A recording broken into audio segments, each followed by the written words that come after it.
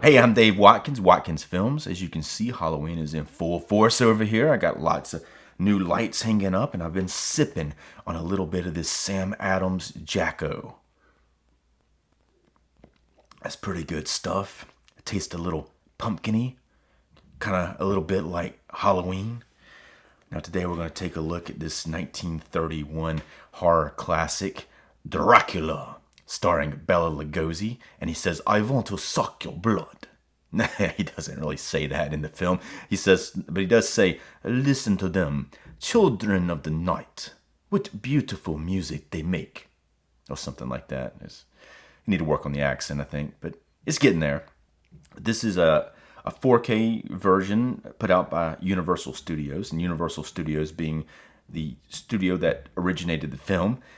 Now, this was really the first big horror film of the monster films, which later on would be Frankenstein and the Wolfman and all that would follow this. But this was the first big one, and it was the first one that where they actually spoke in it. The previous ones were all silent films. They had three of them before this one, like Phantom of the Opera, Dr. Jekyll and Mr. Hyde, and the Hunchback of Notre Dame. But they had those three before this one, and this was the first one that was in, where they actually had dialogue in it and sound other than just music, and it catapulted the other monster movies, and it started like a monster movie craze, I guess you would call it, at the time, and they were very popular for several years, and they made a lot of money off of it. Now this is based on a 1987 novel by Bram Stoker, and after that it was made into a stage play, and then from that, this is based on both the stage play and the original novel, and it's a little bit different than both of them. But I've seen the stage play actually perform before. It's pretty good. I'm sure it's been altered over the years. And I've seen lots of versions.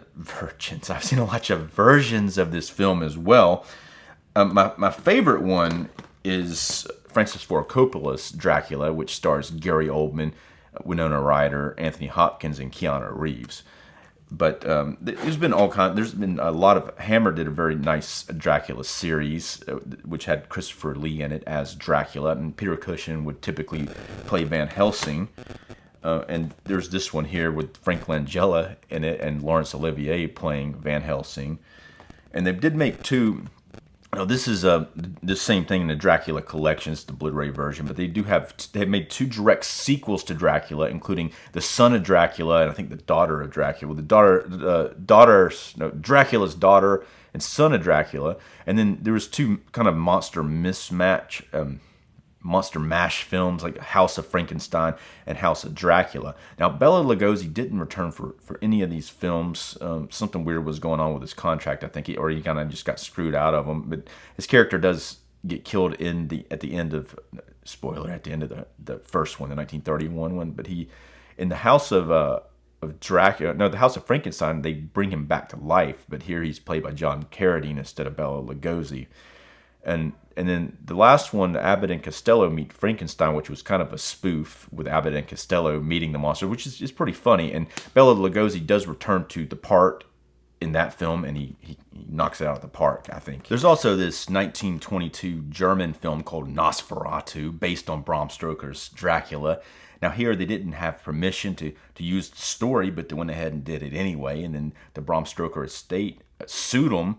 This is a silent film, but they sued them, and then they lost rights to it, and they were supposed to destroy all the copies, but somehow they were able to get at least one copy hidden, and as you can see, it still exists today, and this is a pretty good restoration of the film put up by Kino Lorber. And they're making a new one too.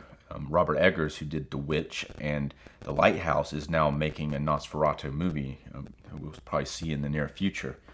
I'm certainly looking forward to it. Now back to Dracula 1931. So this one, I like. Sometimes it's like this. In the play, I believe it's like this, where Renfield is a major character in this film, played by Dwight Frye. Dwight Frye went on to play Fritz in the first Frankenstein movie, who's kind of like the Igor character. But here he plays Renfield, who unlike in the novel and in this Francis Ford Coppola's Dracula, which tries to stay very close to the novel, than probably closer than any of the other movies have. But Jonathan Harker, played by Keanu Reeves here, makes the trip to Transylvania to get Dracula to Dracula wants to move to England. He lives in Transylvania. He lives there, and he wants to move to England. I guess he's kind of gotten bored of being in Transylvania, and he's been hanging out in this old decrepit castle, and he's kind of slim pickings on who he can eat and kill. So he wants to go to the big city where there's a lot more people to feast on, I would assume. And also, he seems to maybe, it's not so much here, definitely in the other one, where he's maybe looking for some love, or he feels a draw towards the Mina character. But here, Mina, he's not really drawn to her as in the novel or even the Francis Ford Coppola book. But I guess he's just bored. He wants to get out of Transylvania and go to England. But the Renfield character shows up, and he's there to help him get there, and then he ends up kind of turning Renfield into his minion, who he has to eat flies and spiders and bugs and stuff to survive. After he makes him drink some wine in this film, which kind of does that to him, and he bites him eventually. And every time he goes to bite somebody, you can't show in these old movies, you can't show the neck or the bite, so the contact of it. So he'll go in and he'll be like this and be like that, and a cut. Next scene, not going to show the bite. But you get the idea. He bit him, and now he is under his control, and he has to do what he has to do. Then from there, they travel from Transylvania on ship to London, and for some reason there's a newer movie called Voyage of the Demeter, which was very well done, and I do have a copy of it, but I don't have it sitting right here so I can show it to you. But it is I thought it was a very well done version of their trip that Dracula is going from Transylvania to London. But here it looks kind of hokey. They get on the ship, and then it shows like a toy boat, like looking all crazy, having some trouble. But then they get to the mainland, and they find everybody on the boat's dead. The captain's like tied to the wheel, which you don't see, but it's pretty cool. They actually have a shadow of the body of the captain, and you can see him tied to the wheel. It looks really cool. And then they open up the door, and then Renfield's down there like crazy, as bat shit crazy. And then so they put him in the sanitarium, and the sanitarium is right next door, I guess, to Dr. Seward, who runs the sanitarium here. And now this is completely different than in the novel and in Bram Stoker's version, Francis Ford Coppola's version. But so he has a house right next door to the sanitarium that's really big, and then they go, and his daughter's there with her friend Lucy. So Dracula finds out that who the Dr. Seward owns the sanitarium, and so he goes to see him at the opera, and that's where he meets Lucy and Mina. But he immediately kind of falls for Lucy, and she's his first victim. And so she's his first victim, and then he kills her. He drains her blood, and then she dies. But before this, he does kill some other like woman on the street, which is some lady on the street. But he ends up killing her. He comes up and he's just like bites her on the neck, and it's a pretty cool scene, I guess. But and then I don't think it actually shows him biting her, but he kind of goes in for the bite. So he kills Lucy, and then after that, Van Helsing's alerted to the situation, and then Then Van Helsing's also interested in Renfield's blood. He sees an anomaly to it, and he's actually done some research, and he kind of knows his shit about all this. He figures out he's a vampire, and as he's there, Edward Salone plays him in this version, the 1931 version, and he does a good job. He's a little slow, and he's, like, sometimes when he's doing stuff, he's very like, but he has a presence. But he does do like if he's looking at, say, here's a mirror. It's like the mirror. He opens it. He sees Dracula's reflection, and he'll be like this. But he does like have a pretty good poker face, I guess. But then he does make some weird decisions. Like he confronts Dracula, and he's lucky that Dracula doesn't just like kill him right then and there. But it's unclear how powerful Dracula is in this film. He clearly can turn into a bat and a wolf. but maybe he's not that strong unless he's just eaten, and he does have to go and he has to go back to his coffin or in a box of with Transylvania soil. That's why the only way he's able to come there. So Van Helsing figures it out pretty quick what's going on, and really if he'd thought even quicker, he could have like immediately just like went over there that night, because it's a day or two in between. He could have just gone there like the next day and killed him. So next he decides to attack Mina, and he doesn't go as crazy with her as he does with Lucy. He bites her, but he doesn't drain all of her blood and kill her on the first night, and he slowly starts to turn her into a vampire. Meanwhile, it's alluded to, it's even talked to a little bit. I think he barely see Lucy. She apparently is come back undead, and she's been calling for children and trying to attack children, but it's not really seen. It's more talked about, and it's not really resolved here in this film. Now there is a Mel Brooks spoof of this film where Lucy is in the crypt, and they have to Van Helsing and Jonathan Harker have to go in there and kill her, and it's like they stabbing her with the spike, and all this blood comes up. And I think that's an intended scene for this film. They probably they didn't go into that for some reason. I'm not sure why they didn't go into that plot line. Now this film is fairly short. It's only like an hour and 14 minutes. They definitely had to cut some stuff out.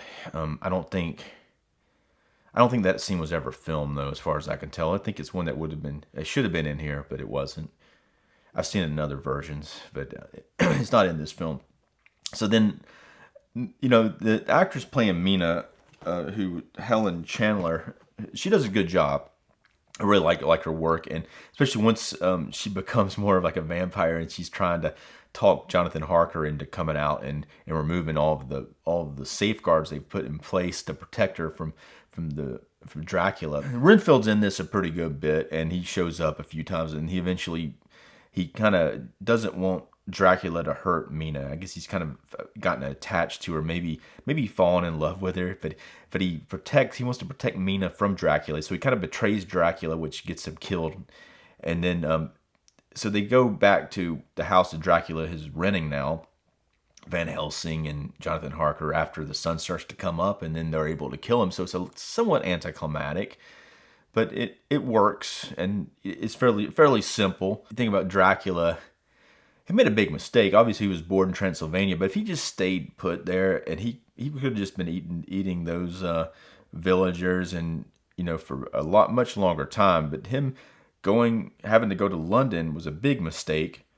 But he made an even bigger mistake going after the high class women. He could have just gone after the street women, and he probably would have survived a lot longer. But he had to get a little bit greedy, and he couldn't control himself. He went after the wrong women, and that's what killed him in the end. Now, included on this disc, there is a Spanish version of Dracula, and it was shot at the same time they were shooting the American version. They would do it on the same sets, like they would shoot the American stuff during the day, and at night the Spanish crew would come in and shoot their stuff. And the Spanish version is about an hour and 45 minutes, so it's almost 30 minutes longer than the American version. Now there are a few little extra scenes in there, especially near the beginning, but most of it is just extended scenes. But it does explain a lot more. It doesn't have a lot of the characters' motivations are explained better. A lot of the plots explained better because there's a lot more, I guess, extra dialogue in it. But it doesn't. Some of the scenes are actually shot better, some of them, but then others are not. Others are better in the original one. I like the lighting a lot better, especially in Dracula's eyes. And Dracula in the Spanish version, he's kind of goofy looking, but the actor, he does a pretty good job with it, because unlike Bela Lugosi, he's